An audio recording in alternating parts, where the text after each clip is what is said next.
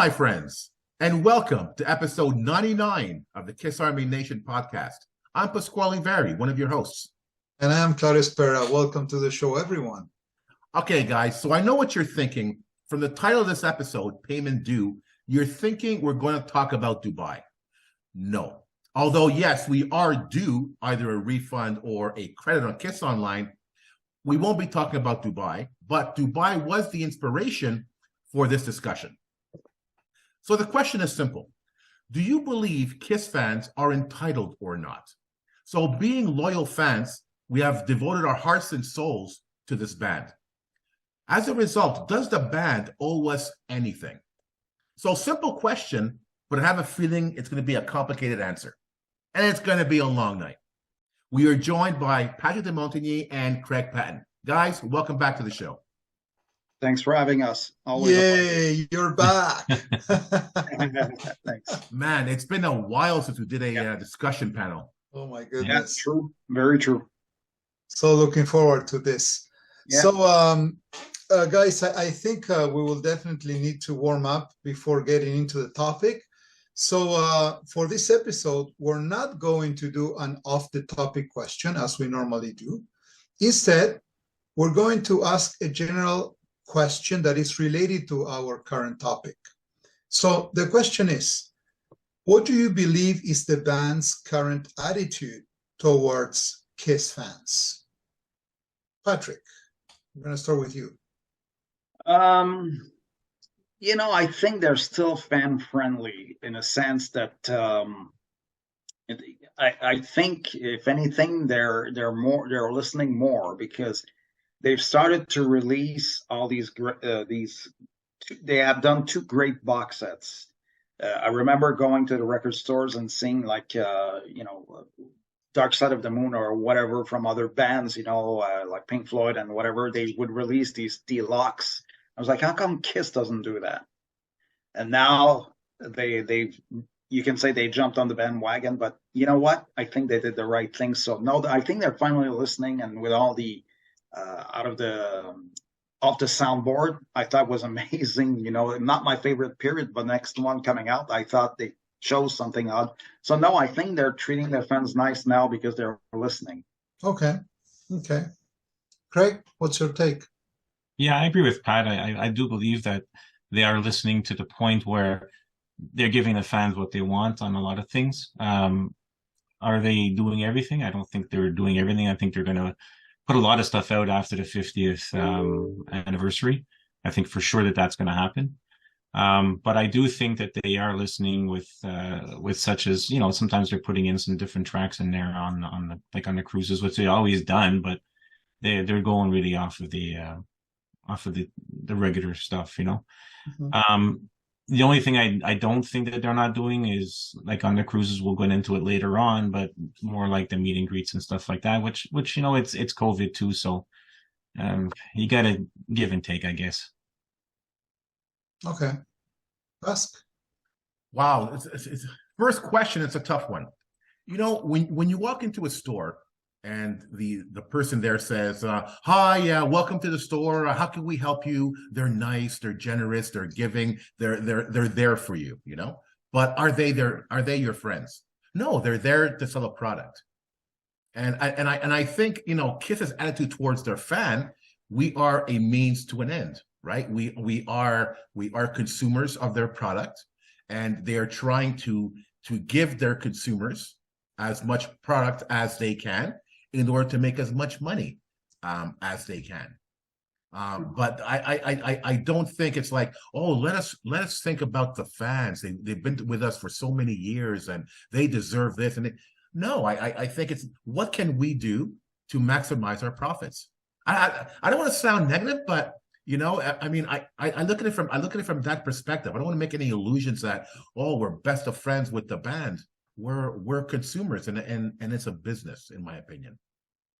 In my case, I think it is obvious that this end of the tour has an impact on the attitude from the band towards the fans. I don't know. I cannot point out specifically on something, that it's tangible. But I don't know. I have the feeling that these guys are a bit more relaxed. They know that it's getting closer to the end. Maybe they feel a little bit more at ease with the decision that has been made. I agree with you all three. Business in terms of products out there, they're listening more. But at the same time, I think they're not so in such a stardom kind of figure now. So they seem to be a little bit more laid back and relaxed. I don't know. That's what I see as an attitude. Okay, but business wise, it's always been pushing products towards the fans. And now they have the perfect excuse, Kiss wrapping up the touring entity and the 50th anniversary. They're going to start releasing all kinds of stuff. But so far, so good. So as Pat said, the box sets and the off the soundboard, they seem to be listening more. But of course, it's bringing a lot of money to the Kiss entity at the same time. Right. And that's the complexity of this question, right? Because it's really from two perspectives. Do they owe us in terms of the fan perspective and the business perspective? So I think that's the direction we should take this discussion. Let's break it up into two parts. So let's do part one, the fan perspective, and part two, the business perspective. All right. So Claudio, take us into part one. Okay, let's first define what fan perspective means. Okay. So we define it as Kiss fans, what are we do? Okay, so question one, should fan loyalty be rewarded? In other words, the more loyal you are, the more rewards you are due. Do you guys agree with this definition of fan perspective? So does the band owe us something because we feel entitled to have more from the band because we're, let's say, diehard fans? Craig, what do you think? Well, there's always been the Kiss Army out there, like the Kiss Army membership. And I think that on that aspect, when you sign up for that, you should be entitled to different things. But I know now you had like access to early tickets and such. But do they really owe us something? We would like to think that, I believe, because, we spend a lot of money and a lot of time and a lot of effort to go see them, buy their merchandise and such, right? But do they always? I think they do realize that they do owe the diehards something, but they also got to play to the mass medias too, where the one-off person still wants to go to the show, right? I mean, I've always had a hard time struggling with that. That why are the set lists based on the casual fan rather than the hardcore fans? Mm-hmm. But at the end of the day, it's business. I get it, but I don't know. I think we should have a voting for set lists too, that, for the diehards like they did a long time ago. But do I agree with? I think they do understand, but I just think that they're limited to what they can do to appease everybody. Okay. Patrick. My take on that is that I don't think they owe us anything, in a sense that we are free to, how can I say, like it or not. But at the same time, I sort of agree with Greg in a sense that it's fun to maybe have a little extra, when you. But again, they don't force us anything. So at the end of the day, should we be rewarded? In my heart, I think so. But at the same time, from another perspective, I go, they don't really owe us anything. We're free to, like, for example, when they released the second of the soundboard, I chose not to buy it. Mm-hmm. Like, okay, you vote with your wallet. Mm-hmm. So, but they didn't have to put out something just to please me. They probably had already a business plan with that with those releases, and that was the second one. So again, you have a choice of buying or not. But yeah, at the same time, I'm sort of I'm torn between these two. I would love to, maybe get a little reward of something, but I don't expect it. But it's understandable to kind of want it. Okay, got it. Pasc. Interesting question. You know, the four of us, for example, we're all friends, right? We don't owe each other anything, but we always give back, and we give back because we want to, because we're friends. We have each other's backs. We help each other out, and we're there for each other. But that's a different model than the KISS model, right? Do they owe us anything? Like we owe each other? No, no, they don't owe us anything. But it's like what they do give us are loyalty points. You know, when you have a credit card, you pay X amount per year on the credit card, and they give you bonus points for movies or whatever it is. You see that everywhere. You want to get pre-sale tickets? Sure, spend $50 US and get Kiss Army membership, and there you go. You know, but nothing's for free. Nothing's for free. And any kind of loyalty membership thing that we get, we pay for it in one way or another. It's not free, and they're not doing anything different. But because, hey, I'm a mega fan, I've been to every KISS cruise and every convention, and I bought everything, I deserve more than the other fan. I don't deserve any more than the fan that doesn't have a collection, or the fan that's only been to one concert and I've been to 75. Who am I to say that I deserve more than that person does? And that's always a thing, in my opinion. I fully agree with your take, Pask, and I think we can talk about the music and what KISS means to each one of us, which is another interesting question, because for each one of us, being a fan could mean different things. Okay, so then it's always tough to put everything into one definition. But I think from the very beginning, from 75, when the KISS Army was created, everything has a price tag on it.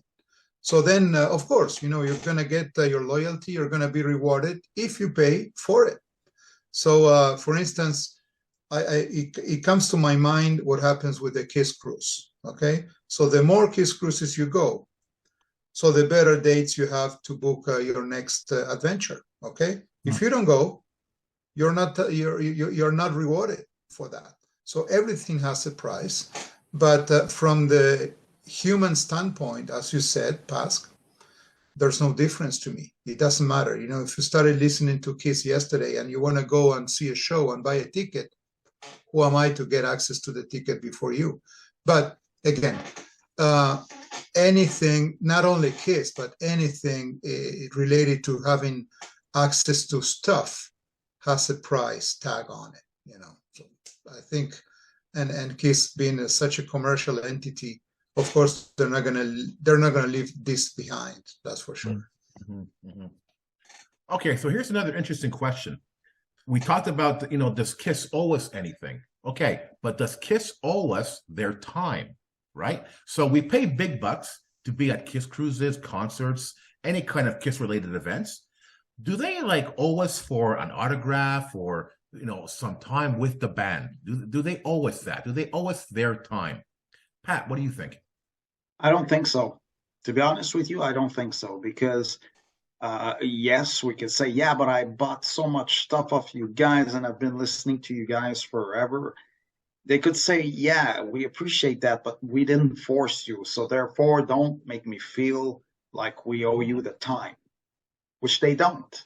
I mean, you would have asked me that question 25, 30 years ago. My answer would have been totally different. But nowadays, I'm like, you know what? No, they don't owe us anything. I mean, it's cool if they do. But I mean, and again, it all depends. Like if I see Gene Simmons in a shopping mall with his wife, I'm not sure I'm going to approach him. Not because I would be afraid, but I don't want to be that person who, how can I say, yeah, but you're kind of disturbing us right now. You know what I mean? Yeah. I try that's the perspective I have now. So no, they don't owe us anything like that. Okay, well said. Craig. The only difference I would have on that is if you're paying for something such as a meet and greet or a cruise or something like that, I think that they do owe us the time to just to say thank you and take a quick autograph picture. That's it. And, I heard on the next cruise, they're not doing that, which is unfortunate. But again, with that whole COVID thing still going around, I can understand they're not young either, right? So if they get sick, it might be drastic for them. But on the other hand, if you're paying like $1,200, $1,400, $1,500 for a meet and greet and you're standing behind plexiglass, what's the point? For me, it's what like the point. I understand they need to be protected. I get that, but then again, you have a choice. Like Pat said, you have a choice whether to buy it or not buy it, right? They're not putting a gun to your head. So I'm on the fence on that one. Okay. Claudio? It's a tough one, but I'm with Pat. I don't think they owe us their time. It is what it is. So once you get tickets for meets and greets and Kiss Cruise or whatever it is, you basically know what you're going to get. Okay, so then these guys are in their 70s now, and of course, their time is limited, to be with each one of the fans. But I think there's a confusion sometimes, when you're a diehard fan, and then you might think that they are your friends, and they have kind of a connection with each one of the fans. So then, by thinking that way, you think that they deserve, or you deserve to have their time, which is not the case. These guys are artists. They're musicians. They have a business going on. You pay for something, and you get for what you pay.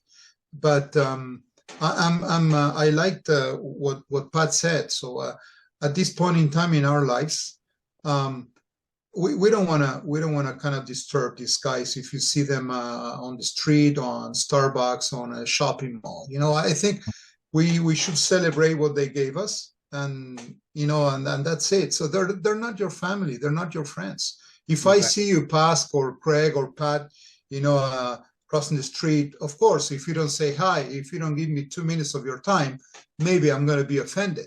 But we're friends. These guys are not our friends. No, that's a good point, right? Because oftentimes Kiss fan has this emotional attachment to the band, and they think that attachment is reciprocated. It's not. It's not.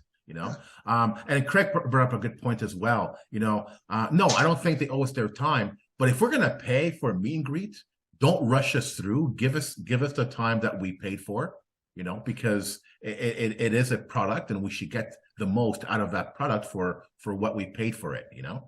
But besides that, no, I don't think they owe us necessarily their time. And and even the Kiss Cruises, we're saying that we should have a picture with them, and if they choose not to offer that product, that's a choice that they made for whatever reason. Yeah. We are not owed that product. If it's offered and I want to buy it, we will. If we don't, we don't. But it's up to them to decide to offer that product or not. It brings to mind Kiss. Every time they do, that's our Montreal tribute band. Every time they do a show, after the show, they come out backstage and meet the fans. Yeah. Why do they do that? Because they want to connect with the fans. That's how they get a fan base, and that's how their fan base grows. It's smart what they're doing. Imagine Kiss doing that. Oh, we're gonna come see you after the show. They'd be mobbed. It can't be done. It can't be done. Yeah. And we're gonna say that, well, we spent all this money on the show, they should come see us. No, we came to see them, and they're giving us a show. That's what they offered. That's what we paid for, and that's what we get. It's as simple as that. But don't mistake that emotional connection we have with the band as an actual connection, like you said, Claudio, as a friendship. It's not. It really isn't. Yeah. If I can jump in here and say one more thing, is totally agree with you guys. Okay, but the band is so popular and so how can I say it? The longevity and everything, that their time is much more valuable than it was in the old days, right? So I can remember going to see them at Rock on Stock in 1983, 84 for free. Yeah. And that's because they came back and they didn't have a big base following, or they went through a lull or whatever, but they made themselves accessible when you needed us to buy the album. Yeah. Same thing in the beginning when they did that appearance at Peaches in Georgia or whatever, and you could get in for like 5 cents. and you get your record signed, you get to meet the band, and then same thing at Rock on Stock when I was there in '83. I had more time then than I did taking a picture with them on the cruise, and it cost me nothing. Mhm. So it depends on the circumstances at the time, Yeah. if they want to give you the time, or if they don't need to give you the time. Yeah. Well, not only if they want to, but also if they feel like it, if they're tired, age, everything, Mhm. plays here. And actually, in a 50 years, history of the band, uh, even us. So you're not behaving the same way as when you were 20 or 30, right? So Thank God.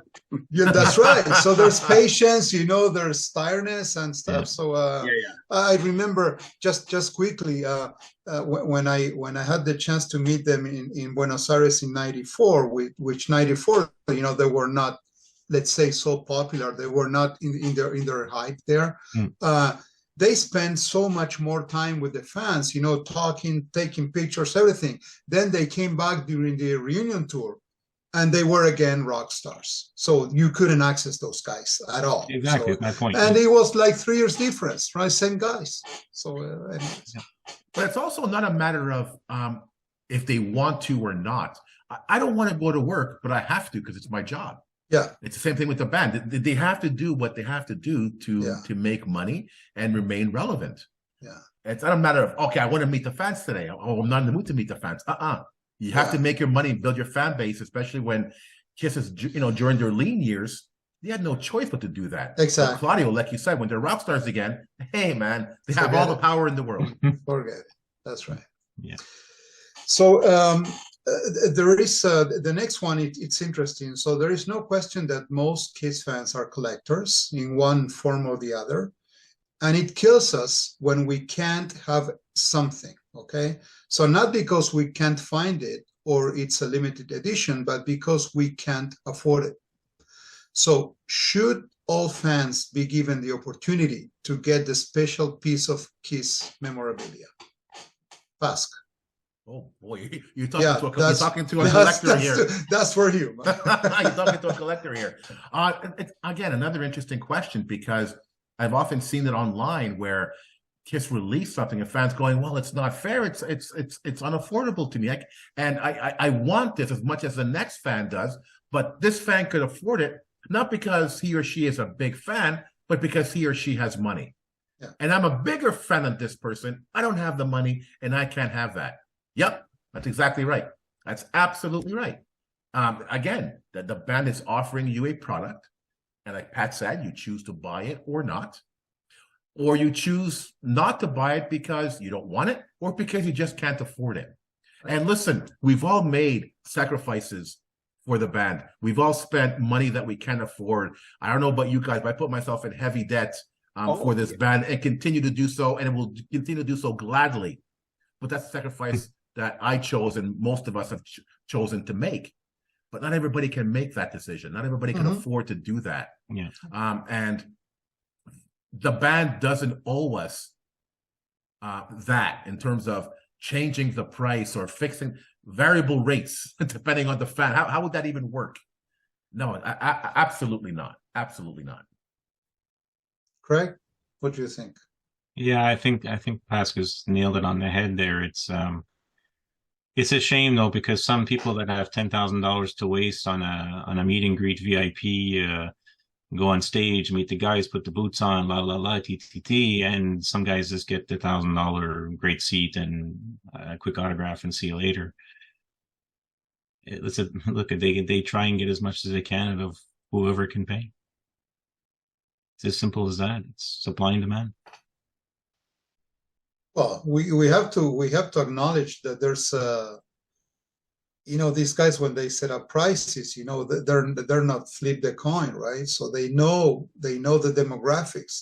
They know exactly who they're targeting, for, people in their 60s or something, taking already retirement with money. So, okay, let's go for it. So why should they kind of lowball it? You know what I mean? So it's the same thing when they used to smash the guitar and throw it in the audience for free, and then they started saying, "Hey, we can make money on this, so let's keep it back. We're going to sell microphones. We're going to sell microphone covers, we're going to sell tape, we're going to sell set lists, whatever we can get, we're going to sell it, right? Instead of giving it away. Yeah. And it's a smart thing, right? Before we go to Pat, what I want to say is that we're not discussing here whether that is right or wrong. Mhm. It's that's out of the question. Here, what we're discussing is, should all fans be given the opportunity to get a special piece of Kiss? Well, no, sorry, but it is what it is. If you can afford it, if you want to buy it, go for it. If not, next. I can compare it to when you go to a restaurant, you see, like, sometimes I see a dish oh man, $25, or so I see something that's like, oh, this plate is 50 or 60. Well, unfortunately, all I can afford is 25, and I'm still happy to be at the restaurant. Yep. So it's the same thing, You say, okay, this is out of my reach, unfortunately. You try to get a mature approach to it. And like Pask said, it's all about what you're willing to sacrifice, I'm the same way. I've made some sacrifices at times, and but, like, for instance, I've never really wanted to pay the meet and greet before shows, and more power to those who want to do it, but that is something I chose not to do, basically for the reason that Craig said. I met them a few times without paying. Yeah. But at the same time, I can't understand, because one thing we always forget: the record sales aren't what they used to be. So they're trying, I think, to recoup somewhere else. Just like any business. Okay, this doesn't sell anymore, so we have to get money elsewhere. Of course. It's a business, so of course you can't really blame them for it. Right. But, well, as you guys said, I think it's a business, and we talked about that, and memorabilia is it's a huge part of Kiss business. It's always been, since the very beginning. It went ups and downs depending on the era of which members were there, which members were not. But look, if the price tag will be set up by the band, by the company, depending on what kind of market they're trying to approach. If there's a market, the price will be adjusted accordingly. And of course, we will not all of us will be able to buy everything. But I liked what Pat said about the menu. So you go to a restaurant, and of course you would like to have your supper with a beautiful bottle of wine, but you look at the price ranges, and you're not going to go with the most expensive one. Of course, if you can, you go for it. But at the end of the day, we adjust depending on budget, to each its own. But I think Kiss has always been aware that fans, want it all, but often can't afford it. So what they do is they basically give us different levels of product, right? So remember the box set in early, I think it was the early 2000s. They had the regular box. Yep. Then they had the mini guitar case and the large guitar case. Mm-hmm. The fans like, oh man, I love to have the large guitar case, but it's too expensive. Yeah, but they get the cheaper one. The point is that you're getting this box set, or you're getting a version of it. Mm-hmm. Yeah. But sometimes fans, they want it all, but they can't get it all. And at least the band is offering us choices, and then we decide what we want to do. Okay, so here's a final question for part one.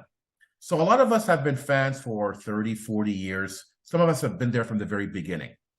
We know Kiss better than they know themselves. So you know what? Don't lie to us. We see right through it. So it begs the question, does the band owe us the truth? Claudio. Definitely yes. On this one, yes.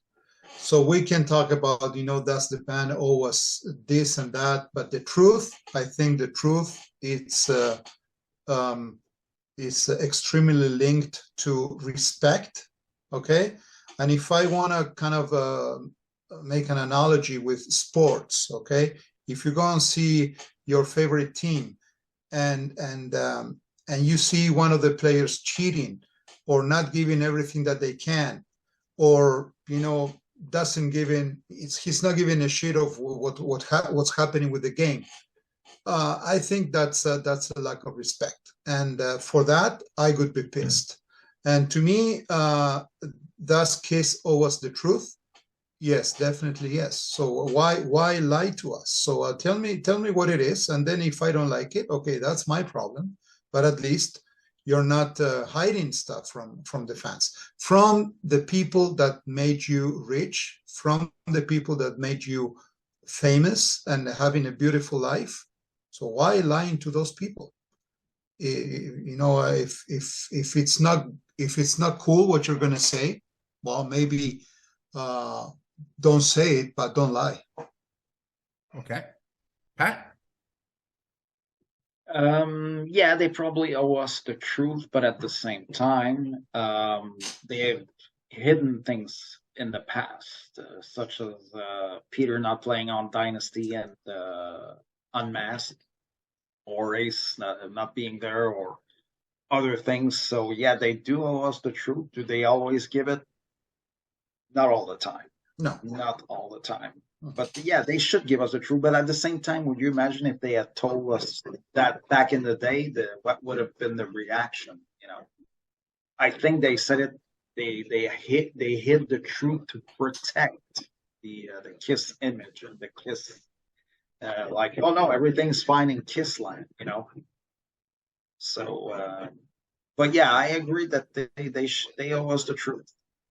Did you feel betrayed when you found out that Ace and Peter didn't play on Psycho Circus, for example? Betrayed, maybe not, but disappointed, yes. Because it's like, come on, we knew the problems they had with Dynasty and Unmasked, but how come Psycho Circus? What's the problem now? So it's like, oh, the same old thing again. So that was a more disappointment than a betrayal. But you know, when you look back at it, it's not that surprising. Right. And would you have bought the album if you found out that Peter and Ace didn't play on it? Probably. Right. Exactly. Yeah. And in some ways, Ace and Peter are there. Peter sings a song and he drums on one of them. Ace, I think he plays a few solos. So technically they are on it, but not very much. Right. Right. Craig, what do you think? Yeah, like stuff like that goes back to like even the 70s on Destroyer. I don't think that that Ace played some stuff too on Destroyer. So, and then we're only finding out about it now, right? Does it make me not want to buy the album? No, I don't think so. I do feel that they do always the explanation, and they do always to judge for ourselves whether it's you know relevant or not. But the point being too is if sometimes you get 4 different stories. Yeah. You know, you read the books and you hear the same story, but it's 4 different versions. So which one is the real one? Yeah. You know, and the only person that could answer that would probably be Doc or someone who has been in the inner circle and can say, well, that didn't happen that way. It happened this way. Right. So, sometimes they cause drama for their own popularity. Who knows? Exactly. Yeah. You know, it's not the first time, right? And other bands do the same thing. So, but I do think that they do owe us the truth, you know, on certain things. Definitely, I agree with the other 2 guys for sure. We could do an episode just on this one question because what exactly does truth mean? Exactly. And the truth means different things to different people. And Craig, you said it. You get 4 different versions of their truth. But for each of them, this is their belief that what they're saying is true. It's from their perspective. Yeah. Who is anybody to say that they're lying? Number one. Number 2, from a business standpoint, here we go again with the business standpoint. They're not lying to us. Like Pat said, they're protecting the brand. And you know, would people have bought Alive, for example, if they found out that it wasn't actually fully live, that they fixed it up? I don't know. But they gave us a fantasy that we bought into, and that fantasy skyrocketed them to stardom. But that fantasy, that illusion, it's like going to Disney and turn on all the lights, and you see the reality. That's not Disney. And are they lying to us? No. Again, they're giving us a product. They're giving us an illusion, and we buy into that illusion. When you're seeing a movie, none of it is real. That's not a lie. It's suspension of disbelief. It's a fantasy that we buy into, and that is the beauty of this band. That it takes us away from reality. It puts us into an illusion, into another world that we buy into. And from that perspective, they don't owe us anything, including the truth. But if they're selling a product, like a meet and greet or an album or something, be true to what you're selling. Don't say that, this pen is never going to break when it's going to break 2 days later. I mean, have some integrity for what you're selling. So let me ask you something, Pask. I concur with you with the product approach and all of that, but this band is I think we all agree that they're really, really good in selling themselves, the hyping and how they talk about themselves. It's always about that.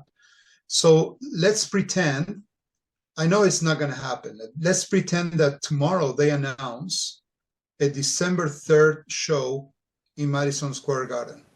Okay? How would you feel? That's a lie.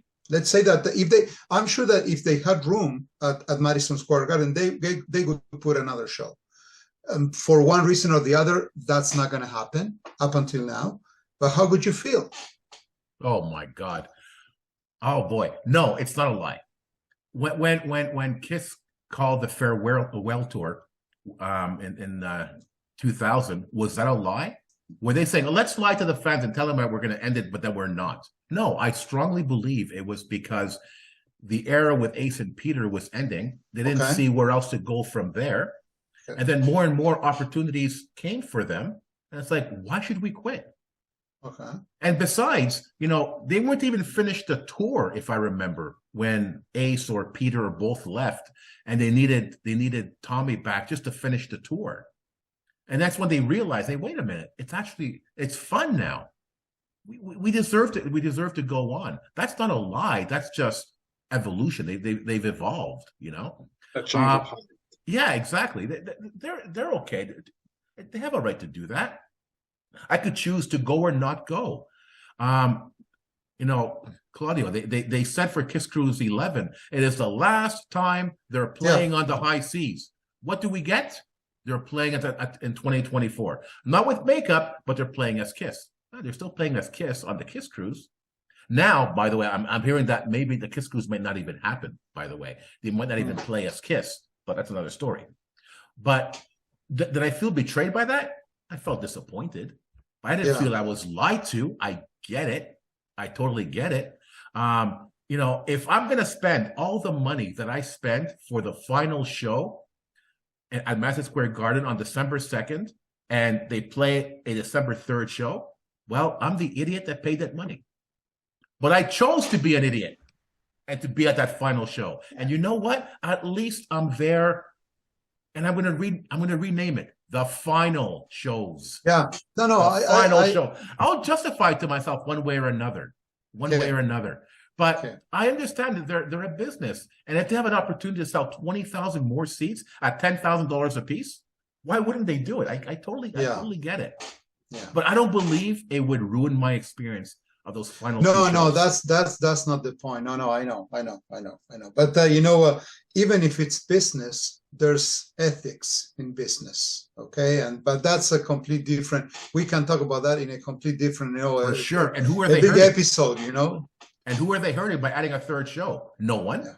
No one. We choose to buy it or not. If we don't buy it, hey, wait a minute. We shouldn't have done this.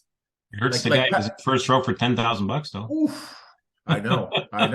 But Pat said it. We vote with our wallets, and Kiss fans vote with our wallets all the time. We just freaking buy everything. Kiss knows we're suckers. Do you blame them? Of course not. We buy everything.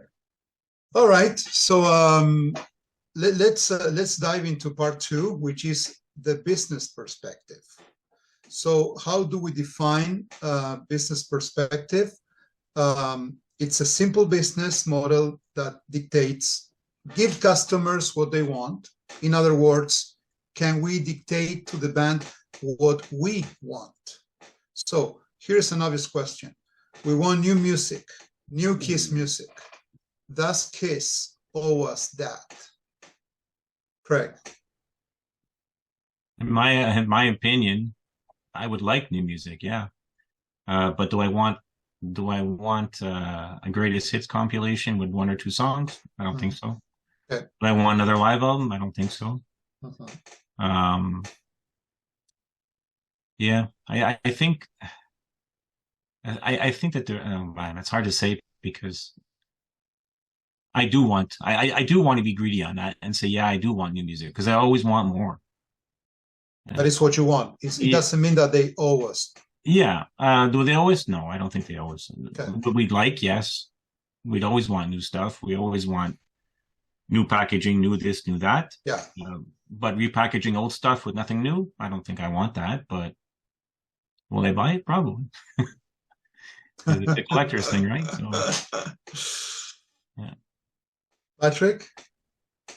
No, they don't owe us new music, although I can't blame them. Why? Because I don't know about you guys, but you read, whenever they release something, like the last time they released Monster, for instance, all the comments that people make is like, what good is it for us to do new music if people are gonna, say, Copy it there, yeah. Yeah, so, and personally, I dug Monster, which is kind of weird, but do they owe us new music? I would love to, if it's going to be in the vein of Monster, but otherwise, no. Having said that, many bands of the same era release new material. Judas Priest, Yeah. Mm-hmm. Ozzy even, Mm-hmm. but they choose not to. They don't owe us anything, but I think it would be nice. Maybe another album. Why not? Okay. Just for the novelty of it. Okay. Ask.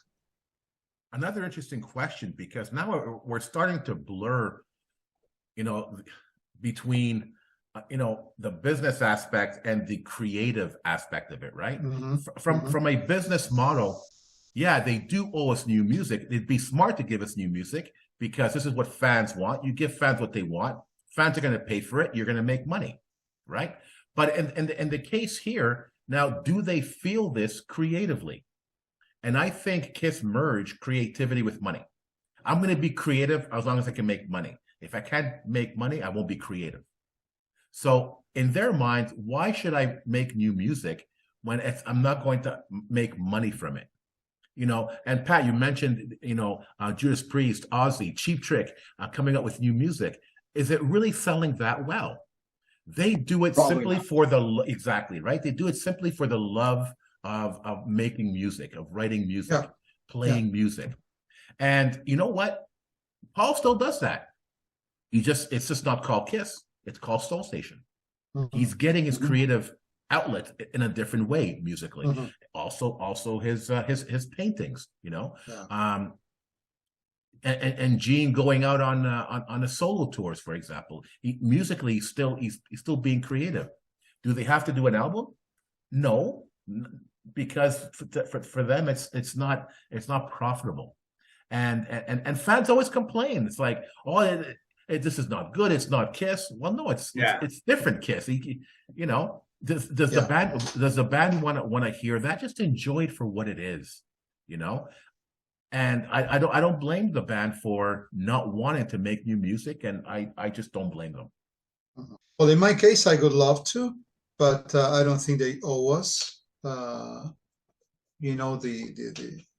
They don't owe us making music. I would love to, in fact, but I would also like them to give us music if they really feel like it.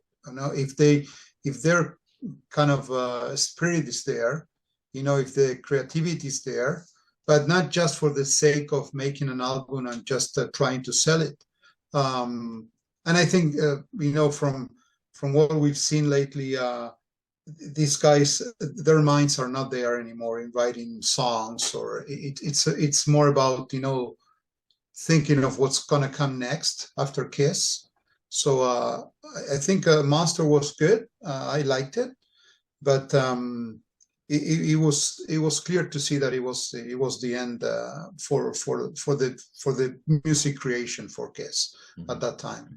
It's I would love to, but in the same way that writers sometimes they write books, that they don't publish. Okay, they keep it for themselves, and maybe this is something that Paul will be doing, or maybe I'm sure that maybe Gene is writing songs or something, and he keeps the stuff for him, but not as Kiss. So I think Kiss as an entity, it's done musically. Mm-hmm. Okay, so maybe Kiss won't make a new album, but at least give us the songs that we want to hear at a concert, right? Give us the set list that we want. Do you guys agree to that? You know, do they owe us the set list that we want? Claudia, we'll start with you.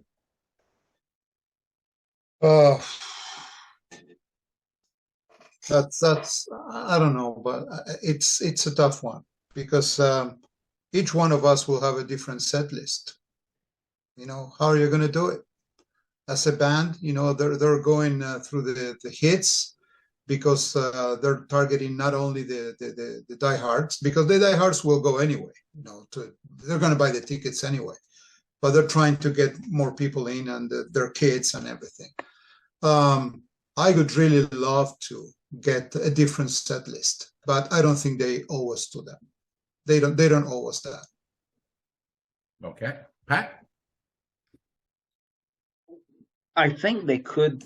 I understand they're in a position where, you know, they have to play for the masses. So therefore, they have to play the most well-known songs. But here's a situation where I think they can make a little compromise. They could maybe do a medley of lesser known songs, just a medley of it. I think they get because like Genesis, I always go back to them, but you know, there's the commercial version of Genesis, which became popular with Phil Collins fronting them. But I hear that on the few last tours, they did like a small medley of the Gabriel, like more obscure raw. Why wouldn't they do that? You know, they could, you know, they could do like Love Him and Leave Him. They could do I Want You, you know, just bits and pieces, and just to get us to say, oh, wow, I'm impressed. They touched on that a little bit. And then go back to their more well-known songs. Because, again, I don't think if they played lesser-known songs for the whole concert, it would fly. I think people would be upset, you know, because we're all diehards.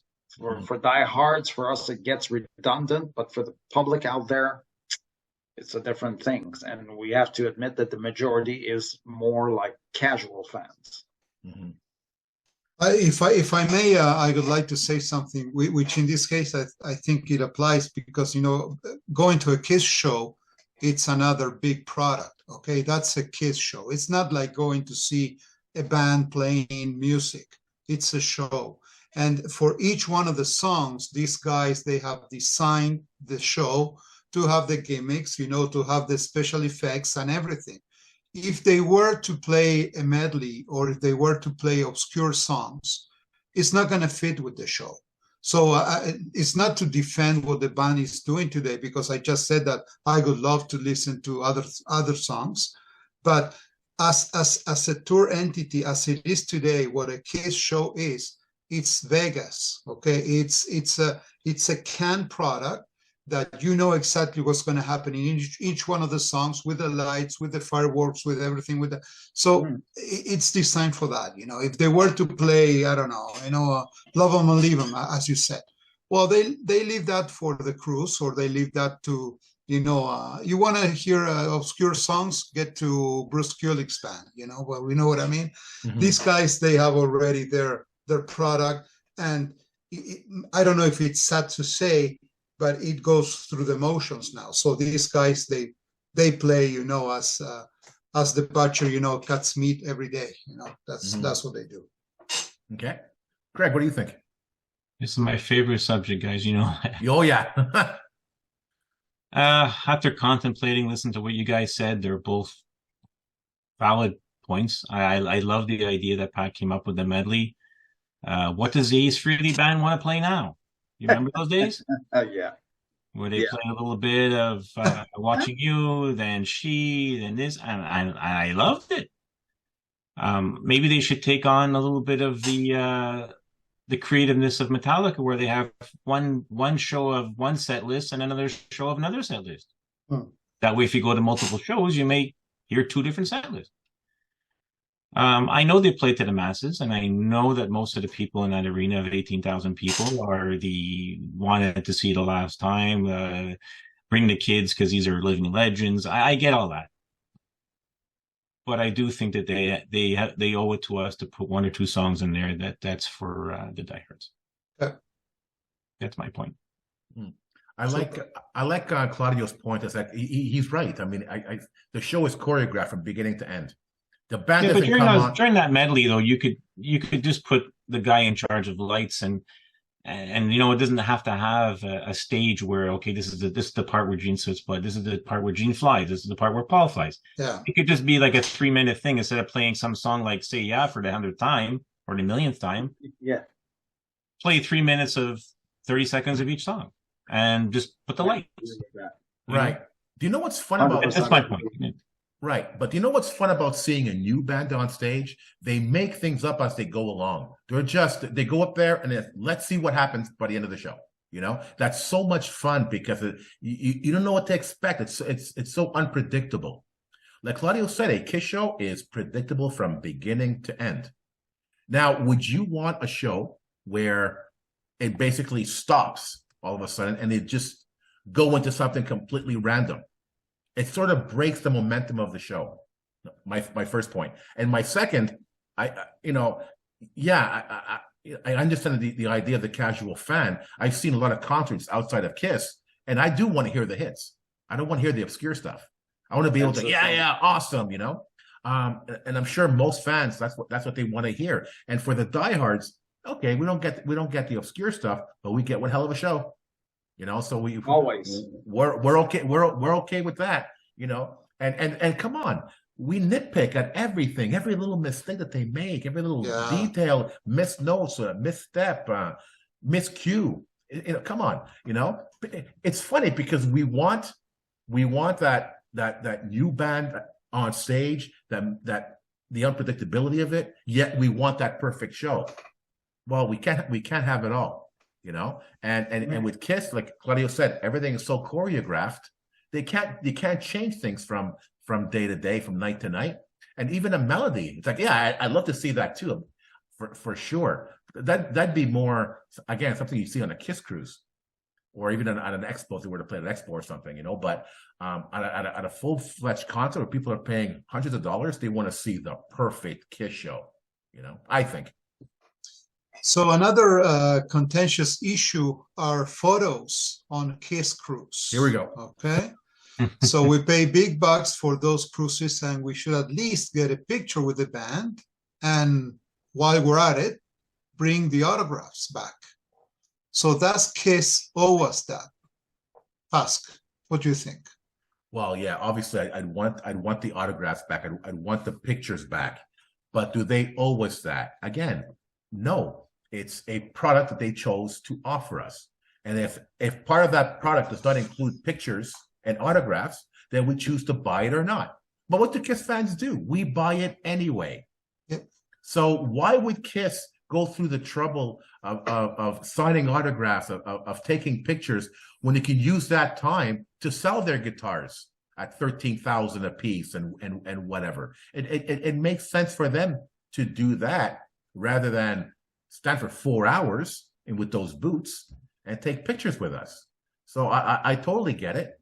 But again, going back to what Pat said, we vote with our wallets. We don't vote strong enough with our wallets. Exactly. Because we just think, oh, I don't like it. I don't like this idea. I'm going to buy it anyway. He sells out, sold out in a day. Yeah, exactly. So what is Kiss supposed to do? We can do whatever we want because the fans are going to buy into it. That's what makes the Kiss Army so special, is that we have such loyalty for the band. We could do no wrong, and we just buy into everything. Yeah. Right. Like I said before, I think if you're paying that kind of the money that we pay to go on the cruises and that stuff, I think they should make the effort to do that for you as a special That's why you paid a little bit extra money to go on the cruises to have that little something special, right? Do they have to do it? No. Should they do it? Yeah. That's my opinion on it. Yeah.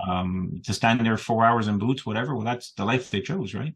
They just chose to put the makeup back on rather than keeping it off. But that's the name of the game. But you know that this is funny because at some point in time we feel entitled. Because I remember, telling some of my friends, "Hey, I went on a cruise, la da da," and I didn't explain what it was. Okay, and then I went on, explaining what it included, and I say, yeah, and there was a picture with the band. Really? Could you take a picture with the band? So they didn't even think that it was included in the basic package. Okay, Yeah. so because we got the teaser with them of having a picture with them at the beginning. Now, of course, we feel like it should continue. But if you ask anybody else who's not a Kiss fan, who has never been into a Kiss cruise, it's maybe the picture will not be the thing, okay, for the cruise. You know what I mean? Depends how you look at it. But that's a good point. And Claude, I want to ask you this. Do you believe that from year to year, the quality of the Kiss cruise has gone down? Because yes. Oh, and you think it has? Yes. Why? Well, the picture, for instance, okay, not there anymore. No autographs. And yeah, those two things, to me, they were one of the main drivers. But again, we went last year and we knew that was not included. But right. But didn't we say it was the best Kiss cruise we've ever been to? Yeah. Yet there was no autographs and pictures. Yeah. Why? It's true. Right? I know. Yeah. Right? Because they take away one thing, but they give us something else. Yeah. There's always a give and take. They change up the product. And like you said, we get so used to one type of product that we don't want to lose that. But then when they give us something else, it's like, okay, that's pretty cool too. And we buy it and we buy into that. I mean, Kiss fans who've gone on cruises without the autographs and stuff, they don't know what they're missing. So to them, It's like the most amazing experience ever. Yeah. Well, that's because Kiss is offering a different type of experience that for them is new. For us, it's different. Yeah. But if you look at it from that point of view, as a change, that change is good because it's different, but it's just as amazing in a different way. But then again, if they start something, they should continue doing that since it's the most attractive thing that is selling tickets to go to the cruise. Right. Yeah. Right. I think that the only way that let's pretend that we want the picture back. Okay. Mm-hmm. If they put the Kiss cruise on sale and people are vocal saying, no, we're not going to buy because, there's no picture with you. Yeah. If they don't sell out a cruise, pictures will come back. Oh, yeah. But as long as people will buy it, it's whatever. If the band didn't want to do it, they could also put $100 surplus on there and say, look, if you want a picture with the band, it's $100 more. I mean, they used to give 2 tickets per cabin. Now they give what? You pass one per cabin, and then you had to buy the other one if you shared a room. Yeah. Well, they put the meets and greets, and they're making much more money. Yeah. Anyway, it's just my opinion, guys. Yeah, no, it's fair point. Patrick? Again, they are free to do what they want. They don't have to offer the product. But I kind of agree, though, that if you're going to go the extra mile to go to the cruise, they should make it special where, you should get that little extra. Because, like, let's say, for instance, your dream is to have your Alive 2 album, and it's already signed by Ace and Peter, and now you're going on a cruise in the hopes of having Gina and Paul. I think it's a fair expectation, but again, they don't owe us anything. Mm-hmm. But okay, I liked your point where you say, okay, well, if there's no photo and no autographs, I'm not going this year, because I believe this is my opinion. I always go back to that example. I have a feeling that there was a backlash with the second out of the soundboard release. Yeah, I think I'm pretty sure this is the least selling one. So, okay, we better We Do better something. improve this. Yeah. You better do something or readjust. You know? Yeah. So, like you said, if people aren't happy and they stick to their guns, I know it's hard for us because we, like you said, we're going to buy it anyways. But sometimes saying no, I'm going to stick to my guns and say no, I'm not going to go for it. It could Well, make a difference. Well, in the case of the cruise, you know, everything has a business model for these guys, okay? And they know that there's going to be 2,500 people that they don't care if they have the picture or not, Right. and they will sell out the cruise anyways. Yeah. Right? They're not going to the masses, you know, they're not doing 10 cruises, or a cruise with 10,000 people. It's 2,500, and there's going to be 2,500 people that actually don't care if they don't get the picture with the band. Yeah. Okay, so we're gonna end this episode with one final question. So we're going to end it the way we started, with like an overarching question to sort of bring everything together. So his fans are very vocal of the fact that we don't get what we want from the band, right? So the question is, are fans the cause of this very issue? Claudio, we'll start with you. You put me on the spot, right? The first one. Oh my goodness. Well, this goes back to what we discussed at the beginning, what being a Kiss fan means, okay? And I have to say that we're very special. Kiss is a very special band. You know, it's not only music. You know, it has all of these things, you know, all of this side business going on, merch, Kiss Cruise, the shows, the tickets, and this and that. Are we demanding? Yes, we are, because we know that the brand has so much to offer. To answer to your question, are Kiss fans the cause of that very issue? The answer is yes. To me, it's yes. Yes, definitely. Pat, what do you think?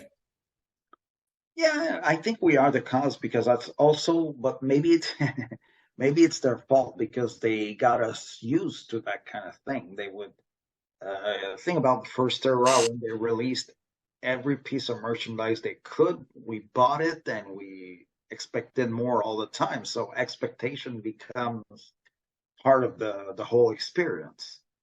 So you know, we're responsible, but it's just like this vicious cycle. Mm-hmm. You know, they got us like, remember the official Kiss conventions in 1995. It's like, wow, you put all that stuff in front of us, especially in those days when the makeup was long gone and all that stuff. You go, oh my God, wait a minute here. You know, you have that in front of you. So they raised the bar. So it's normal for us to say, well, now you've raised the bar. What are you going to do next? We are the cause, but they sort of like participate in that. They created this need. They created a need. Exactly. So, good point. Good point. Yeah. Craig, what do you think? Yeah, we do create it. I do believe that we want more. We always want more. It's never enough.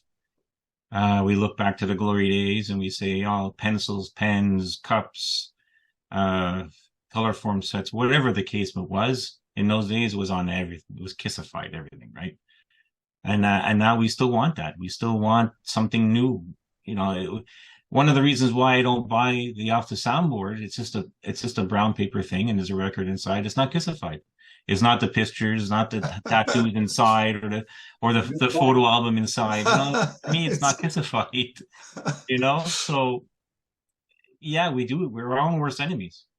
You know, so we'll buy anything with Kiss name on it. Mm-hmm. I don't know. I feel that we're like walking surveys, right? So Kiss surveys its fans all the time, and depending on our response, they're going to offer us what we want, if the response and the need is big enough, and if it's not, we're not going to get it. So, you know, we want the Off the Soundboards, and we want the Off the Soundboards to continue. And now they come out with Virginia Beach. We don't like it. We don't buy it. And, you know, I've heard from fans, and myself included, we bought the album anyway because we wanted to support it to make sure that they come out with another one. Mhm. So I want to send a message that I will continue to support this product, even though I don't like this particular version of this product. I Yeah. want this product to continue. And if nobody bought Virginia Beach, for example, if it totally bombed, would there have been another one? Maybe not.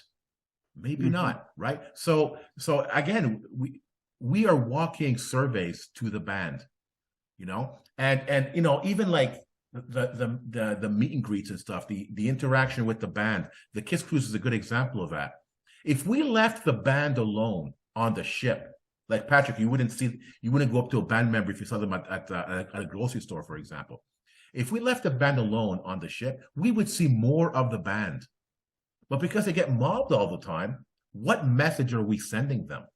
Yeah. You know? So I think we do shoot ourselves in the foot that we want something so badly that we end up losing what we want because we're holding on too tight, you know? Yeah. I give that example with my kids. You know, you hold an apple on one hand gently and tightly on the other. Which one will you let go of first? The one that you're holding on tight. The moral of the story is hold on too tight, you're going to lose it. Just relax. You're going to get what you want. It's going to come to you. But don't push it. Don't push it. And I think Kiss fans are fanatics, of course, and we push it, and then we shoot ourselves in the foot as a result. Absolutely. Well, in the case of Kiss, again, I'm repeating myself, but maybe that doesn't happen with other bands because other bands basically are just music, or they try to follow, you know, the marketing approach that Kiss implemented early on. But it has so many products out there that it's impossible not to fall on the trap.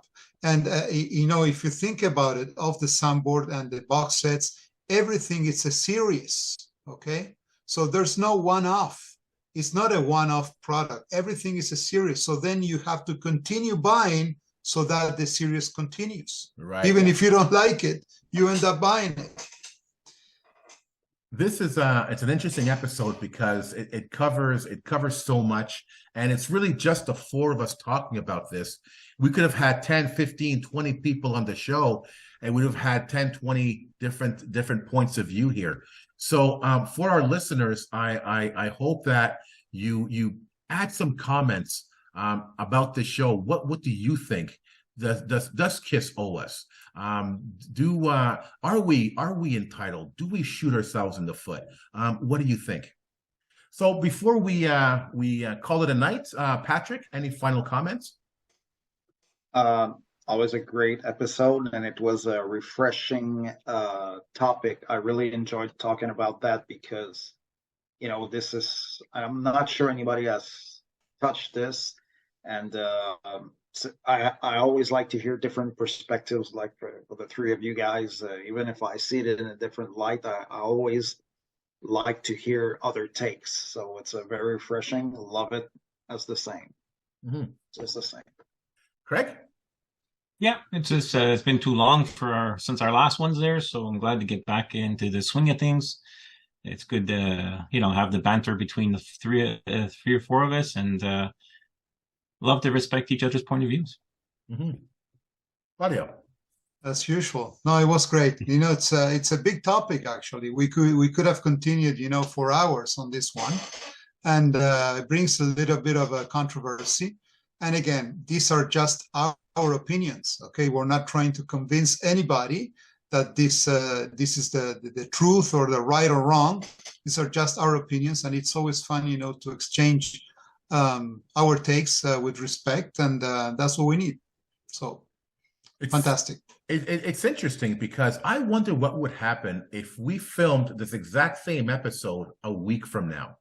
So we did this one, and we do the exact same episode a week from now. What our points of view change? Because, you know, oftentimes when we do these episodes, I sort of reflect back and go, oh, wait a minute. What about this point? And what about that? And I didn't think of this, and I didn't think of that. Sometimes we're put on the spot with these questions, and it's like we're answering quickly and impulsively. And I felt that on this episode, we were more laid back and quiet because we were really trying to focus on our answers. because these are difficult questions. They're tough. They're tough, and Absolutely. it goes deep, and we want to do the questions justice by actually thinking through what we're saying, But again, I want to hear from our listeners what they think, and I maybe we should do that one day, right? Do the exact same episode again and see what we come up with, because exactly. I think we'd get different answers. I think we get different answers for sure. But guys, thank you very much for being on the show, Craig, Pat. It's been a while since you guys have been on, and Thank you, guys. again, we keep saying it. We got to do this more often. We definitely got to do this more often. Absolutely. I agree. So thanks again, guys, and we'll see you guys really soon. To the KISS Army, we hope you enjoyed this episode. If you have any questions, comments, or ideas, please send them to talktome@kissarmynationpodcast.com. Until the next time, remember, never stop rocking. Take care, everyone. If you enjoyed this episode, like and subscribe on YouTube, or follow us on Spotify, Automatic, iHeartRadio, or wherever you listen to podcasts. Don't forget to make yourself heard. Leave us a comment on Facebook, Twitter, or Instagram. See you all soon, KISS Army.